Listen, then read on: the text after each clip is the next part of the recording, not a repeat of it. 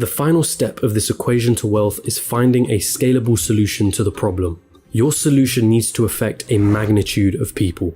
Starting a restaurant? That's not scalable. You're constrained to the local area and the footfall of that area. But a franchise? Now that's more scalable. Is your solution a piece of software? Then that means once that software has been built, you can scale it infinitely online without needing to worry about things like production or shipping costs, as it's all done virtually. Good luck finding infinite scale with a job. But be careful. Does your solution require your time to generate money? Let's say you were a yoga teacher that charged $100 per hour. Congratulations, you only made yourself another job disguised as a business. There's only a certain amount of lessons that you can feasibly do in one day, and therefore your income is time bound. But if you created an online yoga class that ran 24/7 with lessons you only had to create once, now that is scalable. Scaling your solution is critical here, so do not get lost on this point. Automation also plays an important role. Systems and processes will keep your business running like a smooth machine if implemented properly. If there is something in your business that you can outsource to somebody else or hire an employee to do it for you, assuming it financially makes sense for you to do so,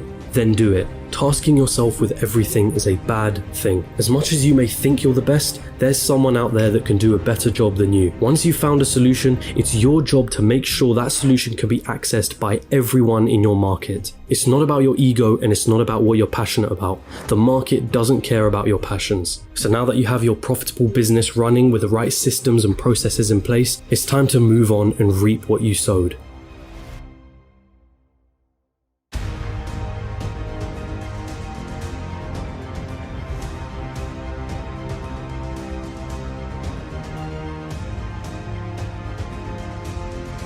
There are two likely paths you're going to face at this point. You either continue your business or cash in and sell it. This is the acquisition, the moment someone buys the solution that you spent years building a business around. This is Instagram being acquired by Facebook for $1 billion. This is PayPal being sold to eBay for $1.5 billion, of which $165 million went straight to Elon Musk's pocket, and the countless other liquidation events that happen across the world. This is where all the effort that you spent into building your company comes to fruition. And if you choose to continue running your business, well, there's a multitude of reasons for you wanting to do so. Maybe you love the company that you built and want to stick with your baby. Maybe you think you can add more value to the company and sell it down the line for more than it's currently worth. Perhaps that business runs passively in the background, so you don't have to do much to keep the wheels turning. Or maybe it's a combination of these three things. Either way, you did it. You solved a problem that the market wanted solving, and it rewarded you favorably for doing so. And so now I ask you, what was it all for anyway?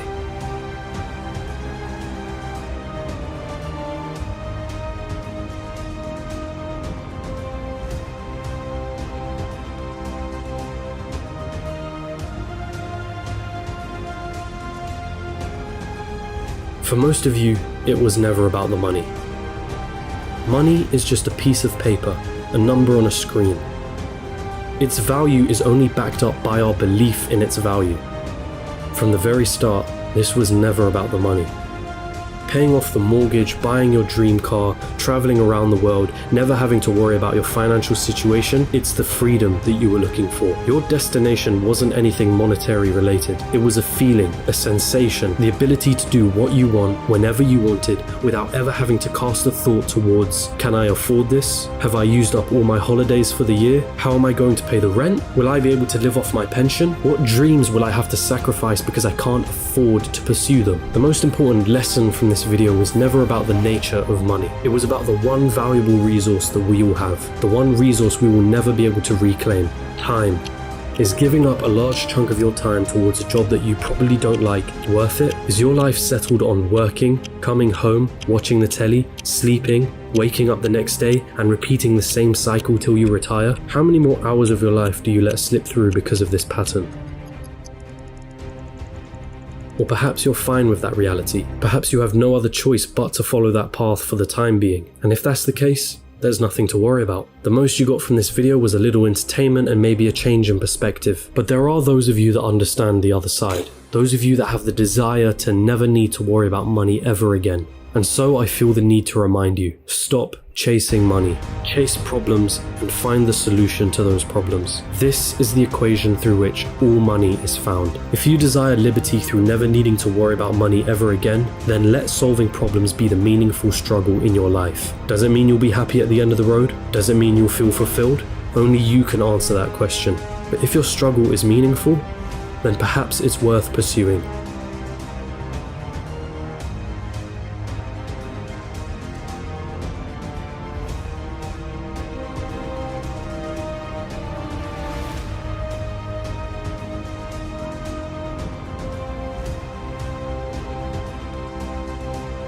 And there it is, your equation to wealth. Of course, I missed out on a lot of intricacies in this video. The topics of business, money, entrepreneurship are far too vast for me to cover in a single video like this. But if you do want to get started on this journey, I do recommend you read the works of MJ DeMarco, who heavily inspired me to create this video. And it's also important to come back to an original point that I made at the start of this, which is that most people will not succeed for various reasons. But the most important part is failing fast, and moving on to the next thing. And if you're out there doing something that isn't strictly related to a business, but you want it to make money, then asking yourself the question of what problems am I solving could lead you to find ways of better monetizing whatever it is that you're doing. And that also includes a job and a career. If you can solve more problems and find more solutions at your place of employment, you have something that you can use to leverage a higher salary. But I will end this all on the same message that I've repeated numerous times in this video. Stop chasing money and start chasing solutions to problems.